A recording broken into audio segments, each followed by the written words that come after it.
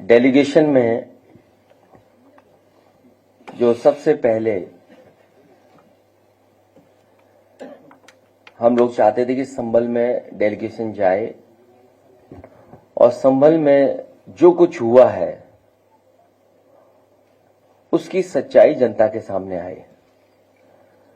इसके लिए समाजवादी पार्टी ने दोनों सदनों के नेता प्रतिपक्ष, जिसमें सबसे पहले आदरणीय माता प्रसाद पांडे जी, लाल बिहारी यादव जी, श्यामलाल पाल समाजवादी पार्टी के प्रदेश के अध्यक्ष, सांसद हरिंदर मलिक, सांसद रुचि वीरा, सांसद इकरा हसन, सांसद जियाउर रहमान बर्क, सांसद नीरज मौर्य, पार्टी के नेता कमाल अख्तर, रविदास मेहरोत्रा जी, नवाब इकबाल महमूद साहब, पिंकी यादव, असगर अली अंसारी, जयवीर सिंह यादव, शिवचरण कश्यप से लेकर के ये तमाम साथी जाकर के संभल के लोगों से बातचीत करना चाहते थे। सरकार ने पाबंदी लगा दी। ये लोग दिल्ली से लखनऊ से जाने के लिए तैयार हुए, पुलिस प्रशासन ने उन्हें नहीं जाने दिया। जब दूसरी बार गए तो वही प्रशासन और शासन ने जाने दिया। तो ये बात समझ में नहीं आती कि आखिरकार सरकार क्या छिपाना चाहती थी जिसकी वजह से डेलीगेशन को नहीं जाने दे रहे थे। और लगातार जिस तरह की कार्रवाई हो रही है कि वहां पर लोगों के ऊपर दबाव बनाना, लोगों के ऊपर झूठे मुकदमे लगाना, बड़ी संख्या में जिनका निर्दोष लोग हैं जो उन पर झूठे मुकदमे लगाए गए। और जो कुछ ये हुआ है घटना, ये पूरी घटना सरकार ने कराई है, अधिकारियों के माध्यम से कराई है। जो घटनाक्रम है, आखिरकार इतनी जल्दी क्या थी सर्वे को लेकर के? जब आपके पास प्लेसेस ऑफ वर्शिप एक्ट है 1991, उसके तहत आप सर्वे नहीं कर सकते हैं। लेकिन सरकार और अधिकारियों ने जानबूझ करके एक सोची समझी रणनीति और साजिश के तहत उन्होंने ये काम किया। और जिन लोगों की जान गई है, ये दंगा नहीं है, ये प्रशासन की गोली से गई है जान। गोली अगर कहीं से चली है तो प्रशासन ने चलाई है। आज भी कोई सच्चाई नहीं जानता है कि आखिरकार जिलाधिकारी या वहां के बहुत सारे वरिष्ठ अधिकारी उन पर दबाव क्या है, किस कारण ये इस तरीके का काम कर रहे हैं जो अनडेमोक्रेटिक है, अनकॉन्स्टिट्यूशनल है। जहां पर अभी भी कार्रवाई चल रही है,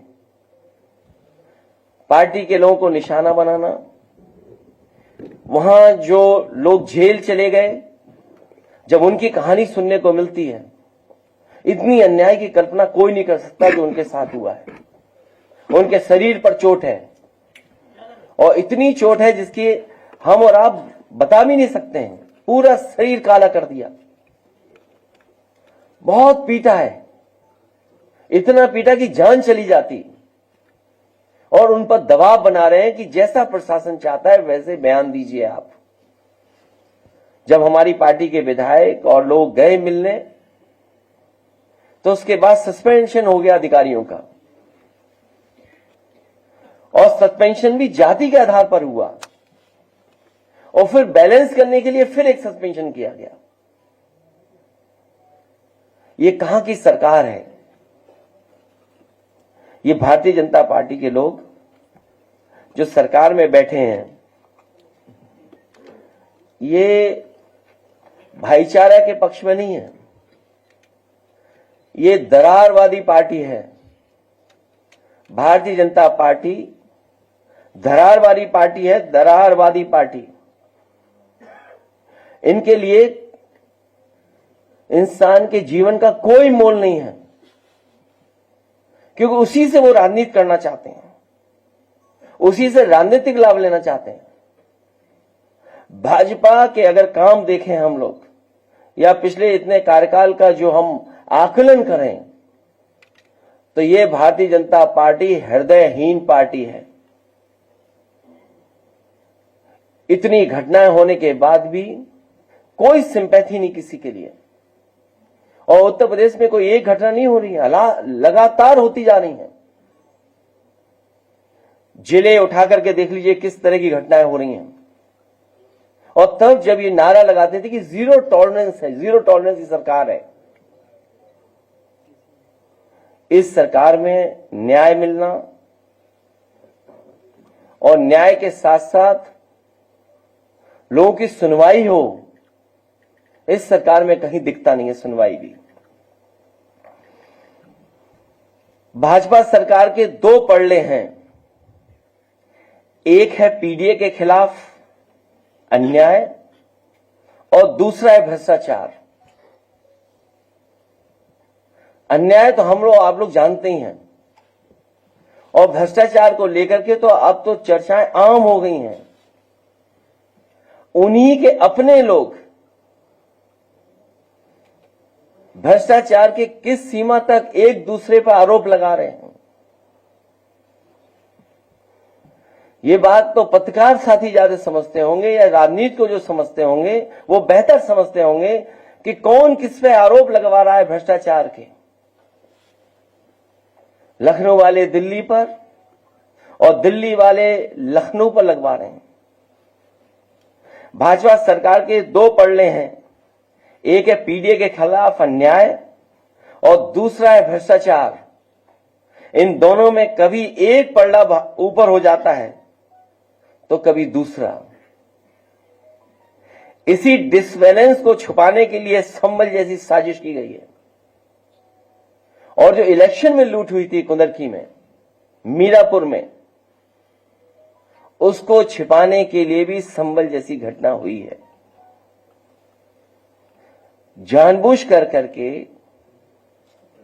कुंदरकी का जो वोट की लूट हुई, जो पुलिस प्रशासन के माध्यम से वोट पड़वाए गए, जो वीडियो निकले, तस्वीरें आई, उससे आम जनमानस जान गया कि इन्होंने चुनाव नहीं कराया, इन्होंने पुलिस के माध्यम से वोट लूटे हैं। और वही सरकार कह रही है कि अगर कुंदरकी जीत सकते हैं तो मिल्कीपुर क्यों नहीं। और मैं एक बार फिर कहता हूं कि संभल की घटना नहीं थी, ये बहुत बड़ी साजिश और षड्यंत्र था। जो खोदने वाले लोग हैं वो रुकने वाले नहीं हैं। अभी हाल ही में इन्होंने आगरा में भी एक एएसआई की संरक्षित बिल्डिंग को गिराने का काम किया। और आगरा में जब जानकारी लोगों को हुई, समाजवादी पार्टी ने अपने तमाम प्लेटफॉर्म पे जब बात ये उठाई तो न केवल वो प्रोटेक्टेड बिल्डिंग को रोका गया, बल्कि जो तोड़ना चाहता था उसके पीछे टीम लगा करके भेज दिया गया है। सुनने में आया वो आगरा से फरार है, लेकिन जो जानकारी मिल रही है, जानकारी है कि विक्रमादित्य और कालिदास के आसपास ही कहीं वो है। जो सोचिए, एएसआई की प्रोटेक्टेड बिल्डिंग को तोड़ रहा था ठेकेदार, वो अधिकारियों से मिलकर के कोई कारोबार बड़ा करना चाहता था, वही वहां से फरार है। लेकिन यही विक्रमादित्य मार्ग और कालिदास मार्ग के आसपास कहीं छिपा हुआ है। आप में से बेहतर जानते होंगे वो कहां छिपा होगा।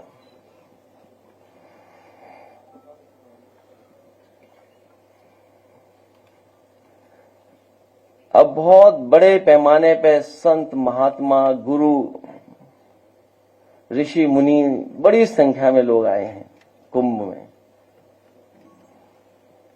बड़ा आयोजन हो रहा है। मैं तो सभी साधु संत, ऋषि मुनियों से यही प्रार्थना करूंगा कि जब वो जाएं तो अपने साथ किसी और को भी लेते जाएं यहां से, क्योंकि यहां पर बहुत लोग ऐसे हैं जिनको जो काम नहीं करना चाहिए वो काम कर रहे हैं। अब दोनों काम बिगड़े जा रहे हैं उससे। न वो काम जिसके लिए वो थे और जो काम आज कर रहे हैं वो भी बिगड़ रहा है। इसलिए मेरा साधु संतों से, ऋषि मुनियों से यही प्रार्थना है कि जब वो यहां से जाएं तो किसी साथी को भी यहां से लेते जाएं। ये जो झगड़ा चल रहा है भ्रष्टाचार को लेकर के, इस सरकार ने करप्शन की सब सीमाएं तोड़ दी। इतना करप्शन कभी सुनने को नहीं मिला होगा, देखने को नहीं मिला होगा। और करप्शन को छिपाने के लिए जान ले सकते हैं ये लोग। ये इतने हृदयहीन हैं कि जान पर राजनीति करते हैं। ये हृदयहीन दल है। बरेली का लेखपाल जिसका एक शरीर का हिस्सा मिल गया, एक शरीर का हिस्सा मिला ही नहीं अभी तक। सोचिए आप, अपना भ्रष्टाचार छिपाने के लिए, और तमाम लोग उसमें शामिल है भ्रष्टाचार में। हत्या हो गई। और लखनऊ में तो अब तो भ्रष्टाचार की आम चर्चाएं हैं। ट्रांसफर पोस्टिंग, हर विभाग में रेट तय हो गया है। अभी तो एक विभाग की सूची कही जा रही है, और एक व्यक्ति तो ऐसे हैं जिन पे अगर आरोप या चर्चा की जाए भ्रष्टाचार की तो वो श्लोक सुनाने लगते हैं। अभी उनसे किसी ने भ्रष्टाचार को लेकर के सवाल किया तो वो श्लोक सुना रहे हैं। पूरा स्वास्थ्य विभाग, जानकारी कर लीजिए किस हालत में है। इतना स्वास्थ्य विभाग कभी नहीं बर्बाद हुआ होगा। दवाई, इलाज से लेकर के सब में भ्रष्टाचार। ये तमाम अपने भ्रष्टाचारों को छिपाने के लिए इसी तरह की घटना करते रहेंगे। इसलिए हम सबको सावधान रह करके इनके साथ मुकाबला भी करना है। और हमारी मांग है ऐसे दोषी अधिकारियों के खिलाफ कार्रवाई हो, कानूनी कार्रवाई हो। और कानूनी कार्रवाई अभी नहीं होगी तो जब कभी समाजवादी लोग सत्ता में आएंगे, इसकी पुनः जांच कर करके इनके खिलाफ कार्रवाई करने का काम होगा। ऐसी बहुत सारी घटनाएं हैं, जैसे गाजीपुर में गंगा किन्नर की जो हत्या हुई है, और जीरो टॉलरेंस का जो नारा देते थे। आप लोगों पे भी इतना दबाव है, उसके बावजूद भी हम लोगों को इतनी घटनाएं सुनने को मिलती और देखने को मिलती हैं। इनके लोग तो इतने दबंग हैं कि थाने में रिवॉल्वर लेकर के पहुंच जा रहे हैं। वो भी कहां, जहां मंत्रीगण आसपास रहते हैं वहां। और अधिकारी तो अपनी मनमर्जी कर रहे हैं और अन्याय की सब सीमाएं लांघ चुके हैं। मैं एक बार फिर अपने डेलीगेशन में जितने भी लीडर्स गए उनका बहुत धन्यवाद देता हूं कि वो गए वहां पर, उनका दुख दर्द सुने। हम आपके माध्यम से भरोसा दिलाते हैं कि समाजवादी पार्टी उनके साथ है। हर दुख दर्द में उनके साथ खड़े दिखाई देंगे। जब कभी भी समाजवादियों को मौका मिलेगा, हम उनको न्याय दिलाने के लिए आज भी लड़ रहे हैं और भविष्य में भी उनको न्याय दिलाने के लिए लड़ाई लड़ते रहेंगे। अखिलेश जी, ये जो बीजेपी के विधायक चिल्ला के कह रहे हैं कि 50,000 गाय पर डे कट रही है, पर डे बता रहे हैं 50,000 विधायक बता रहे हैं कि पर डे कट रही है, और भ्रष्टाचार हो रहा है जबरदस्त, अधिकारी उसका पैसा खा रहे हैं। इसके बारे में आपका क्या? दुख है इस बात का कि मुरादाबाद में एक नौजवान को इसी तरीके से मार दिया गया आरोप लगा करके। जब उनका विधायक ये कहता है कि 50,000 गाय प्रतिदिन काटी जा रही हैं, तो आखिरकार मुख्यमंत्री कर क्या रहे हैं? ये सनातनी मुख्यमंत्री जी कर क्या रहे हैं? या वो विधायक गलत है या 50,000 गाय काटी जा रही हैं, ये सच है। और विधायक तो यहां तक कह रहे हैं कि ये भाजपा की सरकार न होती या मुख्यमंत्री न होते तो वो मुख्यमंत्री आवास में घुस जाते। उन्हें शायद ये नहीं पता है कि आज जो मुख्यमंत्री हैं वो भाजपा के सदस्य नहीं हैं। इसलिए देर क्यों कर रहे हो? अगर 50,000 गाय प्रतिदिन काटी जा रही हैं तो आइए लखनऊ और जाइए, घुस जाइए मुख्यमंत्री आवास में। सर, मिल्कीपुर को लेकर सवाल है, जो बाई इलेक्शन आपने देखा है 9 सीटों पर, उसके बाद मिल्कीपुर में आज सभा चुनाव की तारीखों का ऐलान हो जाएगा। कितने ट्रांसपेरेंट इलेक्शन की आप उम्मीद कर रहे हैं और किस तरह की स्ट्रैटेजी होगी समाजवादी पार्टी? मैं मिल्कीपुर के चुनाव के लिए आप सभी पत्रकार साथियों से कहूंगा कि सबसे फेयर इलेक्शन होने जा रहा है। इससे फेयर इलेक्शन आपने कभी नहीं देखा होगा, ना देख पाएंगे। इसलिए आप लोग सब कैमरे के साथ पहुंचिए। आपके साथ साथ मैं देश के पत्रकार साथियों को भी बुलाना चाहता हूं, और साथ ही साथ क्योंकि अयोध्या ऐसी धार्मिक नगरी है, वहां का चुनाव जब होगा तो न केवल देश के पत्रकार देखें बल्कि अंतर्राष्ट्रीय स्तर के भी पत्रकार आए और वो देखें कि भारत में और खासकर यूपी में कितना फेयर इलेक्शन होता है। वो अगर रहेंगे तो उन्हें एक फेयर इलेक्शन देखने को मिलेगा। अखिलेश जी, संभल में अब तक 54 लोगों के ऊपर मुकदमा दर्ज हो चुका है, महिलाओं को भी गिरफ्तार किया जा रहा है, तो क्या समाजवादी पार्टी उन्हें कोई लीगल एड प्रोवाइड करेगी? उनको पूरी कानूनी मदद दी जाएगी, और साथ ही साथ हमारे साथियों ने कहा है कि बहुत गरीब लोग हैं जिनके साथ अन्याय हुआ है, उनका नुकसान बहुत हुआ है। अभी जो कुछ हम लोग मदद कर सकते हैं उनकी करेंगे। अभी आपने केसेस ऑफ वर्सिंग एक्ट की बात की, इसके तहत सर्वे नहीं हो सकता। सरकार ये कह रही कि जो सर्वे हुआ वो कोर्ट के आदेश से कम हुआ। हालांकि वो स्थान नहीं है कि किसी के बारे में क्या कहें। कोर्ट के बारे में टिप्पणी करना भी बड़ा मुश्किल काम होता है, लेकिन कोर्ट का काम करने का तरीका तो आप जानते ही होंगे। और दूसरे पक्ष को सुना ही नहीं गया। ये कहां का कानून है? डेमोक्रेसी की बात करने वाले लोग और संविधान की बात करने वाले लोग वो जानते होंगे कि ये अनकॉन्स्टिट्यूशनल है कि जहां आप दूसरे पक्ष को सुन ही नहीं रहे हैं और ऑर्डर कर दे रहे हैं। और क्या जल्दी थी कि आप तैयार बैठे थे सर्वे करने के लिए, कि आप तुरंत सर्वे के लिए पहुंच गए, जब हर पक्ष ने और खासकर मुस्लिम पक्ष ने ये कहा कि आप सर्वे करने आए तो हम पूरा सहयोग करेंगे, और पूरा सहयोग हुआ। तो क्या वजह थी कि दोबारा फिर सर्वे करने के लिए जाना पड़ा उन्हें, और बिना सुने आप फैसला कर सुना रहे हैं? आप ये भारतीय जनता पार्टी के वो लोग हैं, आप इनका इतिहास उठा करके देख लो। ये सुप्रीम कोर्ट के लिए भी झूठ बोलते हैं, बड़ी बड़ी संस्थाएं उनमें भी झूठा आश्वासन देते हैं, एफिडेविट भी झूठा देते हैं।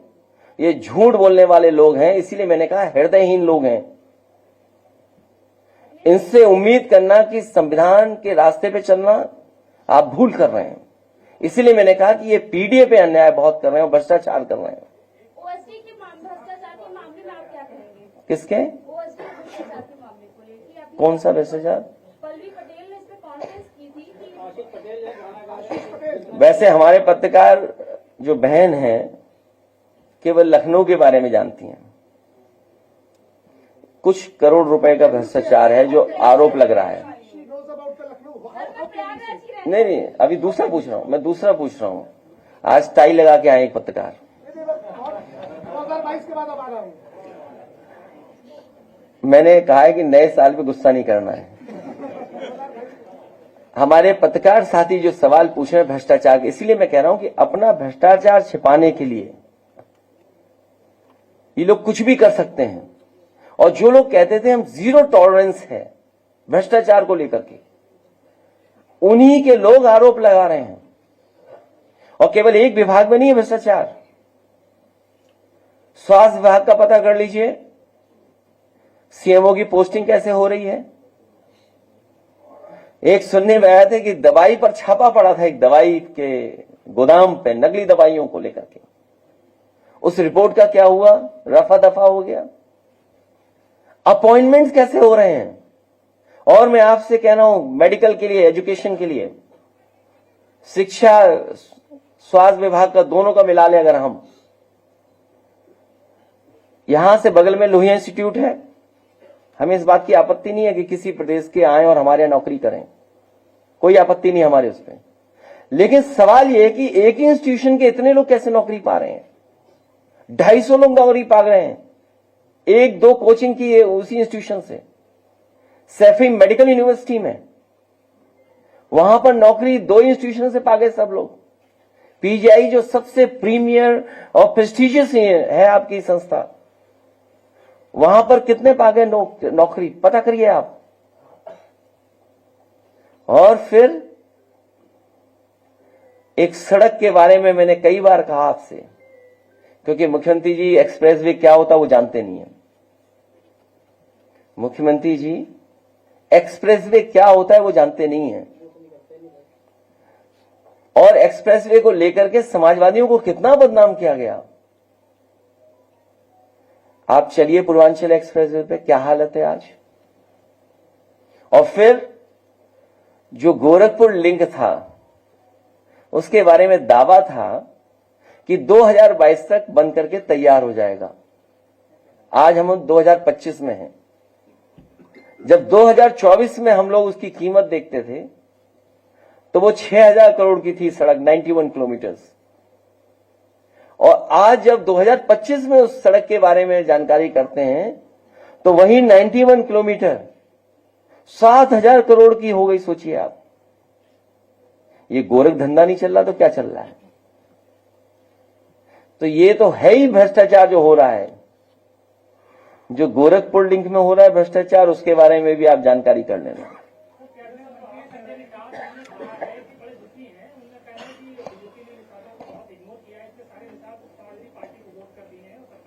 वो अपना रेट बढ़ा रहे हैं। प्रियंका गांधी पे जो है बिधुड़ी ने जो है कहा है, मैं जानता हूं, मेरे बगल में बैठे थे जब वो हमारे साथ थे। आज तो हमारे अध्यक्ष जी बैठे हैं, आप सब प्रेस के लोग जानते होंगे। अरे प्रियंका गांधी पे जो उसने याद है? विधायक ने, वो जानबूझ के छोड़ा जाता है ऐसा नेता कि आप ध्यान हटा दें मुद्दे से। देखिए, पीक पे भ्रष्टाचार है इस सरकार में, चाहे वो दिल्ली वाली बात हो चाहे लखनऊ वाली बात हो। पीक पे महंगाई है आपकी, पीक पे बेरोजगारी है, आप कोई इन्वेस्टमेंट नहीं ला पा रहे हैं। दुनिया में जब आप खड़े हैं और कहते हैं हम 5th लार्जेस्ट इकोनॉमी है, अगर 5th लार्जेस्ट इकोनॉमी आप हैं तो जिन लोगों को आप फ्री राशन दे रहे हैं उनकी पर कैपिटा इनकम क्या है। मैं अभी पत्रकार साथियों आपसे कहना चाहता हूं कि अगर आप उनके मुंह से ही निकलवा लो कि जिन लोगों को राशन दे रहे हैं उसकी पर कैपिटा इनकम क्या है, कभी भारतीय जनता पार्टी के लोग नहीं बताएंगे। तो अगर 5th लार्जेस्ट इकोनॉमी है और 3rd लार्जेस्ट इकोनॉमी बनने जा रहे हैं तो अनएम्प्लॉयमेंट क्यों है इतना, सरकारी नौकरियां क्यों नहीं मिल रही हैं, जॉब्स क्यों नहीं क्रिएट हो रहे हैं। और फिर इतने इन्वेस्टमेंट की जो बातें की गई थी बड़ी बड़ी, 40 लाख करोड़ का इन्वेस्टमेंट आएगा, कहां है इन्वेस्टमेंट। अब तो दूसरे प्रदेश के लोग इन्वेस्टमेंट मीट करने लगे हैं, आपकी इन्वेस्टमेंट मीट पुरानी हो गई, अब तो 2-2.5 साल हो गए होंगे उसको लगभग। तो 2-2.5 साल पुरानी जो आपकी इंडस्ट्रियल पॉलिसी थी उसमें जब कोई इन्वेस्टमेंट नहीं आया, जो और प्रदेश इन्वेस्टमेंट मीट कर रहे हैं, तो वो तो नई इंडस्ट्रियल पॉलिसी बना रहे होंगे, नई तरह की सुविधाएं दे रहे होंगे। तो इन्वेस्टमेंट आपके यहाँ आएगा कि उनके यहाँ आएगा। और दुख की बात तो यह है कि देश के प्रधानमंत्री जी भूल गए यहाँ के 40 लाख करोड़ के इन्वेस्टमेंट को और वहां के इन्वेस्टमेंट के लिए अपील करने जा रहे हैं। और बात आगे तक जाएगी तो सुनने में आया है कि मिलने मिलाने का व्यवहार का हिसाब किताब पूरा हो रहा है। वो अपने कार्यक्रम में नहीं बुला रहे हैं तो वो दूसरे कार्यक्रम में नहीं जा रहे हैं। अगर वो अपने कार्यक्रम में नहीं बुला रहे हैं तो उनकी तस्वीरें होर्डिंग से हटा दी जा रही हैं। जरा गौर से देखिएगा। तो जो लोग किसान को आय दोगुनी नहीं दे पा रहे वो इसी तरह की भाषा इस्तेमाल करेंगे जिससे कि मुख्य जो सवाल है, बुनियादी सवाल, उनसे ध्यान हट जाए। तो क्या सर ऐसा जवाब देना चाहिए था क्या? सपा ने उनके दरवाजे बंद कर दिए। इसके अपॉइंटमेंट में अब गैर शैक्षणिक बैकग्राउंड वालों को भी यूनिवर्सिटी के वीसी को बनाया जाता है। आपको एक सर्टिफिकेट चाहिए वीसी बनने के लिए, आप आरएसएस के सदस्य होने चाहिए बस। सब ये नियम बकवास है।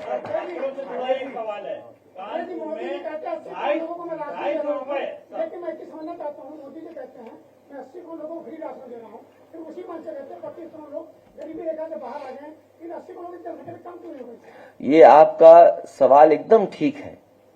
इसी बात को तो हम लोग नहीं समझ पा रहे हैं कि आखिरकार 80 करोड़ लोगों को आप राशन दे रहे हैं और फिर कहते हैं कि हमने गरीबी रेखा से बाहर निकाल दिया।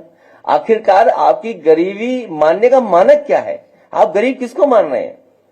क्या कोई मानक है आपके पास जिससे गरीबी का आप आकलन कर सकेंगे कि ये गरीब है? यहां तो हम सब गरीब बैठे लोग हैं।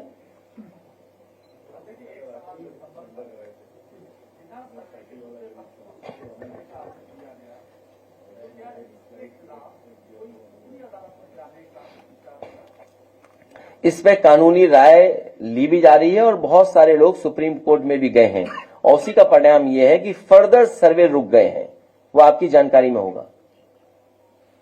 तो फर्दर सर्वे नहीं हो सकता। हम इसके लिए धन्यवाद देना चाहते हैं सुप्रीम कोर्ट को। आपके छात्रों ने अभी आंदोलन किया, 250 रुपए फीस मायावती जी के में आपके समय थी बैक पेपर की, आज 750 रुपए एलएलबी की बैक पेपर की फीस हो गई है। वहाँ गरीब छात्र तिल तिल के तड़प तड़प के मर रहा है और कह रहा है कि शिक्षा को दूर कर रहे हैं, शिक्षा को दूर कर रहे हैं गरीबों से। इस पे कब आपकी साइकिल चलेगी, कब आपका आंदोलन होगा, ये पूछने का। मैं आपसे और आपके माध्यम से तमाम छात्र नौजवानों से कहूंगा कि खूब साइकिल चलाएं अगले चुनाव में। इन सब चीजों पर विचार होगा और सुधार होगा। दूर क्यों किया जा रहा है? इसलिए करा जा रहा है कि आप लोग गुलाम रहे उनके, हमें और आपको गुलाम बनाना चाहते हैं।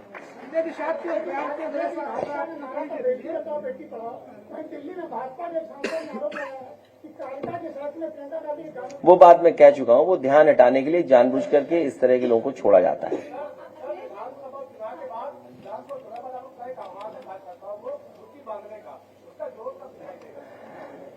मौसम ठीक होने दो।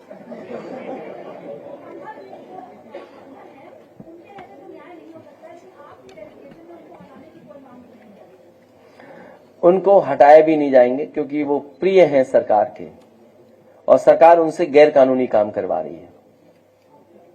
इसलिए मैंने कई प्रेस में कहा कि वहां जो अधिकारी हैं उन पर कोई बहुत बड़ा दबाव है जिसके कारण उनसे ये गलत काम कराए जा रहे हैं। इसमें से एक अधिकारी थे, जो अधिकारी आजकल संबल में और उधर ही पोस्टेड हैं। जब वो आगरा में पोस्टेड थे तो उन पर बहुत बड़ा भ्रष्टाचार का आरोप लगा था, बहुत बड़ा भ्रष्टाचार का आरोप लगा था। आप पत्रकार हैं, आप वहां पत्रकार मित्रों से जानकारी कर लेना कि कितना बड़ा भ्रष्टाचार को आरोप लगा था। मुझे लगता है उसी का परिणाम है कि उन पर दबाव बना करके उनसे गलत काम कराया जा रहा है। अखिलेश जी, एक सवाल है। आशीष पटेल ने बलबी पटेल को धरना मास्टर कहा और कहा कि जितनी चाबी भरी राम में उतना चले खिलौना। मैं आपके इस सवाल का तब जवाब दूंगा जब ये बता दो कि दिल्ली से कौन चला रहा है, लखनऊ से कौन चला रहा है और किसको चला रहा है। फिलहाल वो ये नहीं, दिल्ली से किसको कौन चला रहा है, लखनऊ से कौन चला रहा है, ये बता दो हमें, तो हम इसका जवाब दे पाएंगे। जब तक हमें यही नहीं पता होगा कि दिल्ली से किसको कौन चला रहा है, लखनऊ से कौन चला रहा है। सर अध्यक्ष जी, सर अभी दलित परिवार को आपने कहा कि मकान, आप नए पत्रकार हो, ये सब पत्रकार नाराज हो रहे हैं आपसे। जो आपने मकान बनवाने की बात करी है, आपका सरकार विभाजित है कि फिर से मकान उसको दिया जाएगा दलित को। तो ये जो आपने इससे सरकार भयभीत है और पीडीए मजबूत हो रहा है, तो इंडिया गठबंधन विरोध क्यों नहीं करता मशीन का जब बेईमानी हो रही है? पूरा इंडिया गठबंधन। आज चुनाव डिक्लेयर हो रहा है, तारीख आ जाने दो अभी। तो मैं एक बार फिर पत्रकार साथियों को धन्यवाद देता हूं और नव वर्ष की आपको बहुत बहुत बधाई, शुभकामनाएं। स्वस्थ रहें, आगे बढ़ें और आप लोग भी तरक्की करें।